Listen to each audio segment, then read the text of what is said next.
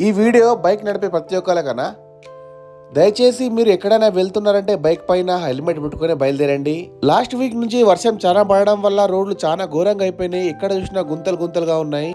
Bike నడిపే వాళ్ళు మరి జాగ్రత్త నడపండి.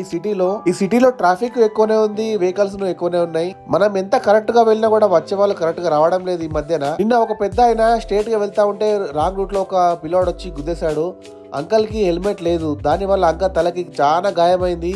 చూసి బాధేసింది. అంకల్ హెల్మెట్ పెట్టుకుంటే ఇది కాకుండేది కదా అని ఆలోచించినాము. మనం ఎంత కరెక్ట్ గా పోయినా వచ్చే వాళ్ళు కరెక్ట్ గా రావటం లేదు. అందుకోసమే ఒక్కసారి బయలుదేరేటప్పుడు హెల్మెట్ పెట్టుకుని బయలుదేరండి. ఎందుకంటే మన కోసమే, మన ఇంట్లో మన ఫ్యామిలీ మన కోసం వేచి చూస్తూ ఉంటారు. వాళ్ళ కోసం మనము కరెక్ట్గా గమ్యాన్ని చేరుకోవాలి, సేఫ్గా వెళ్ళాలి.